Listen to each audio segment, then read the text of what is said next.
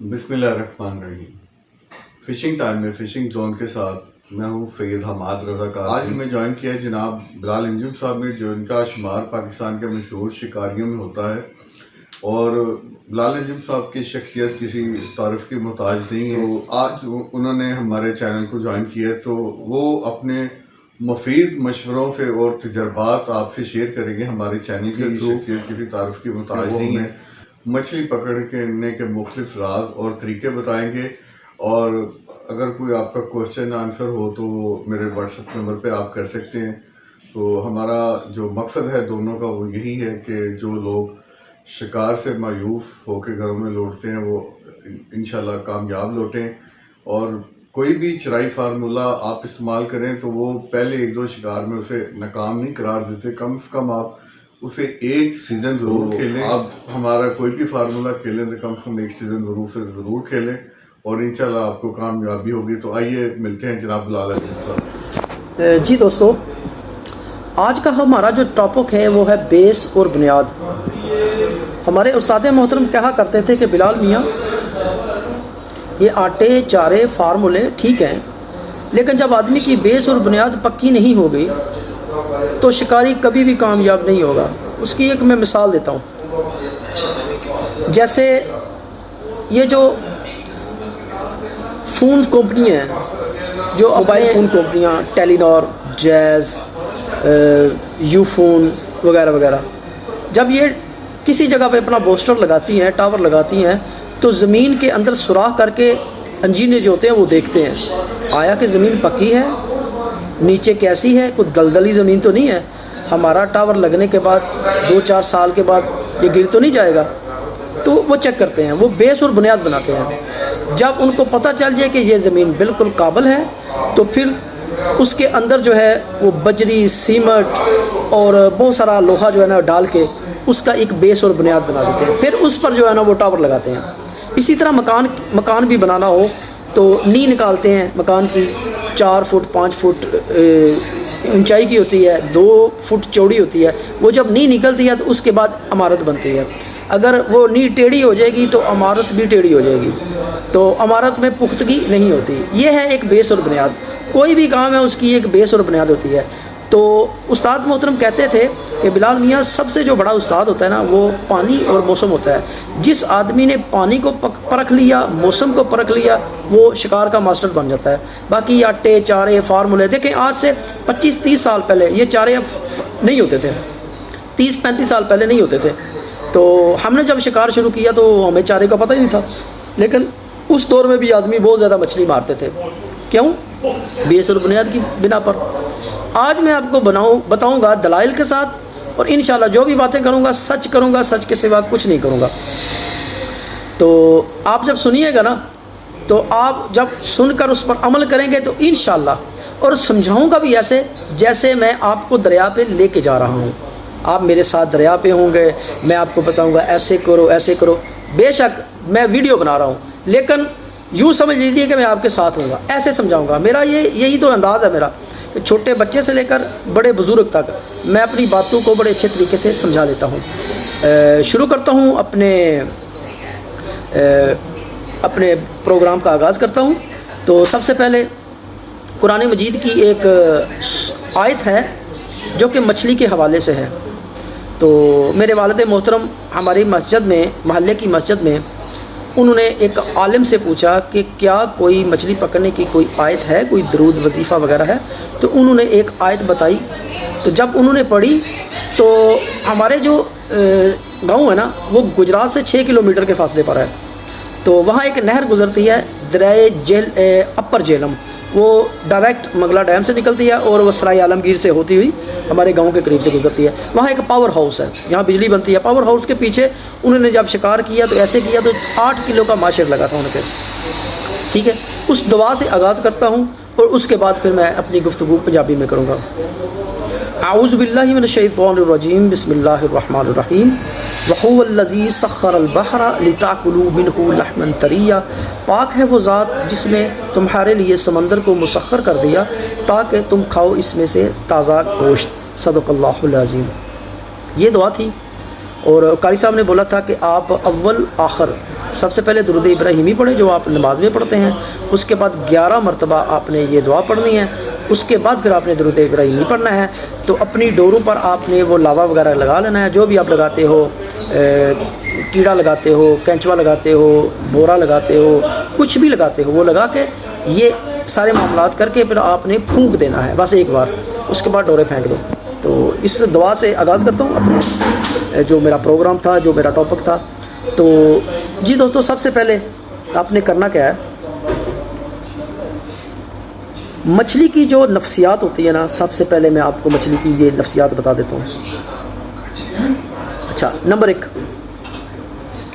سب تو پہلے اسی لینے آ رہو نو، جڑی پاکستان دی بڑی مشہور مچھلی ہے، وہ دی نفسیات کی ہے۔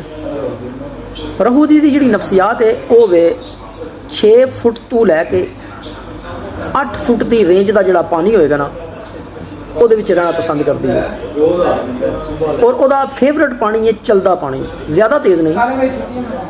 ویسے تو اسی جڑا شکار کرنے ہیں وہ اسی نارمل پانی چ کرنے ہیں، یعنی 4 تو 5000 10 6000 7000 دریا چلدا ہوئے نا، تو اسی وہ دے وچ شکار بڑا اچھے طریقے نال جڑا نا پکڑ لینے ہیں۔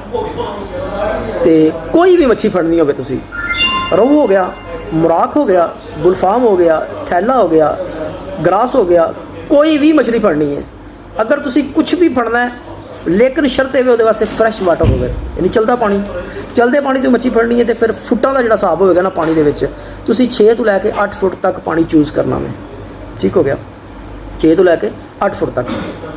اگر سخت گرمیاں نے، پانی چل رہا ہے، پھر بھی تسی 6 تو 8 فٹ، اور سخت سردیاں نے پھر بھی قانون نہیں ہوئے گا 6 تو 8 فٹ کا پانی، زیادہ سے زیادہ 10 فٹ کا پانی، بہت زیادہ چھال مار تو 12 فٹ کا پانی، ٹھیک ہے، کیونکہ گرمیاں دے وچ پانی ٹھنڈا ہوتا ہے، سردیاں چ پانی گرم ہوتا ہے۔ اور اگر تسی گرمیاں دے وچ شکار کرنا ہے کھلوتے پانی دے وچ، پانی کیونکہ ہیٹ اپ ہو جاتا ہے، اور ہیٹ اپ کی وجہ تو مچھلی جڑی ہے نا وہ ڈونگے پانی چلی جاتی ہے، گہرے پانی چلی جاتی ہے، تاکہ گہرے پانی کے وچ جڑا نا وہ ٹھنڈا ہوتا ہے۔ وہ پھر تسی ڈھونڈنا ہے میکسیمم 15 فٹ کی گہرائی، بالکل کھلوتیا پانی ہے، 15 فٹ کی گہرائی ڈھونڈنی ہے۔ تو اگر تسی چھوٹا پانی کھیلنا ہے تو پھر تسی رات کا شکار کرو، کیونکہ رات کو پانی ٹھنڈا ہو جاتا ہے، نارمل ہو جاتا ہے۔ تو جے دن کا شکار کھیلنا ہے تو پھر تسی 15 فٹ کی گہرائی ڈھونڈو۔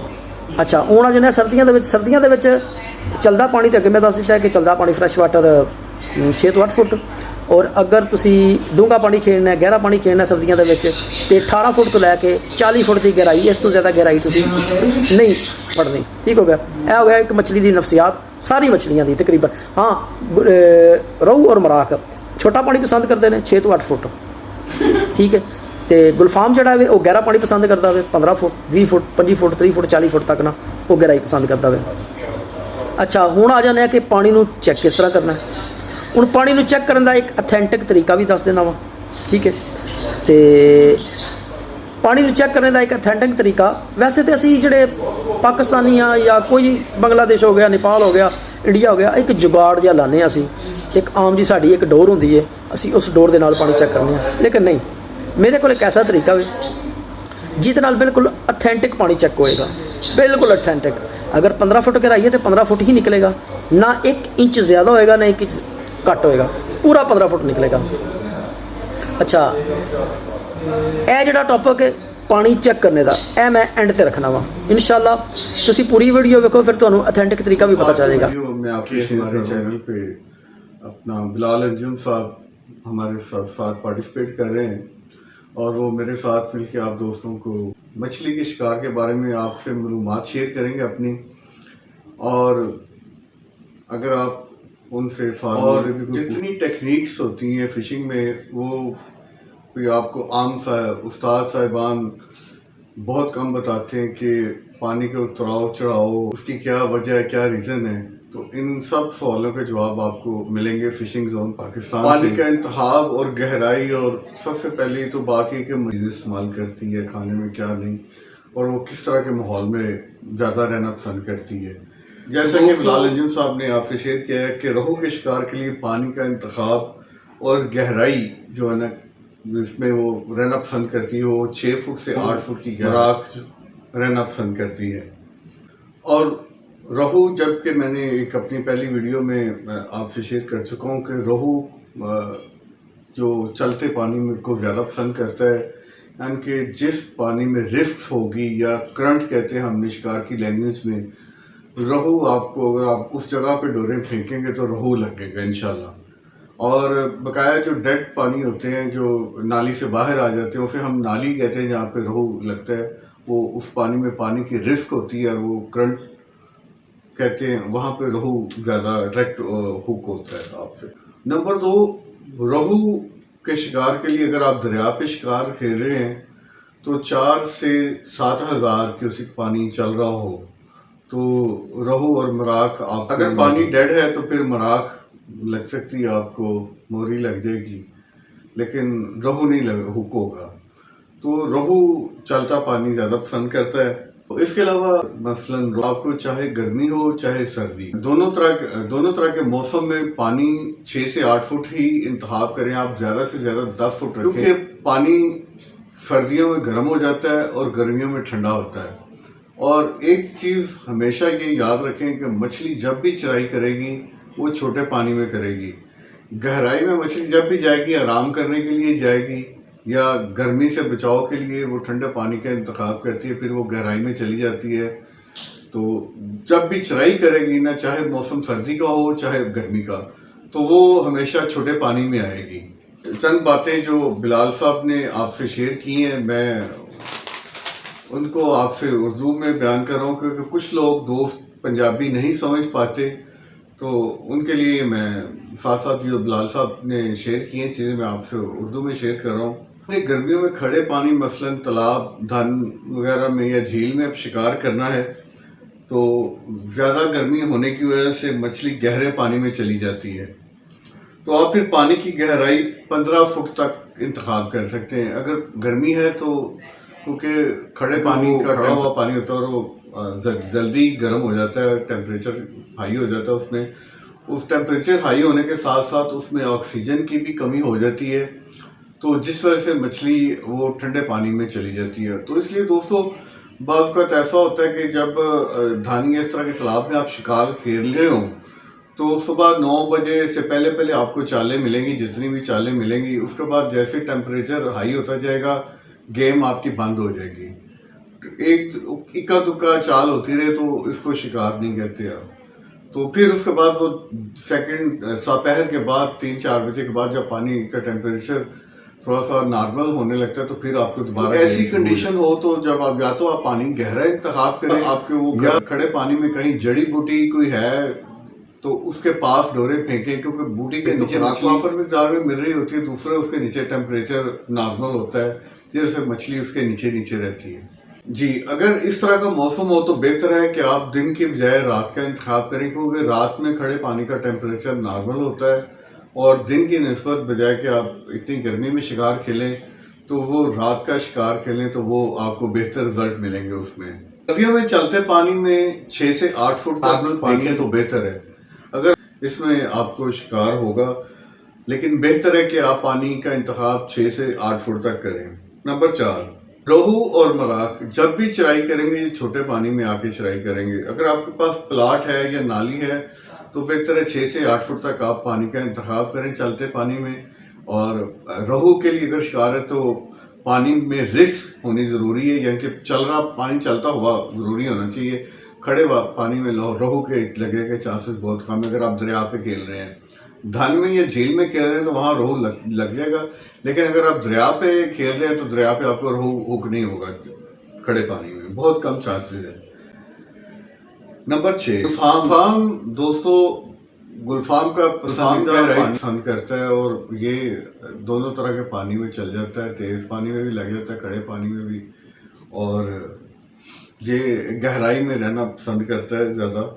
اور اگر آپ نے اس کا شکار کرنا ہو تو اپنی چرائی میں چوکر کا زیادہ استعمال کر سکتے ہیں۔ اب آپ کو بتائیں کہ آپ نے پانی کی گہرائی کس طرح چیک کرنی ہے۔ پانی کی گہرائی کا چیک کرنے کا آسان طریقہ بھی آپ کو بلال صاحب کہتے ہیں کہ بتا دیتا ہوں۔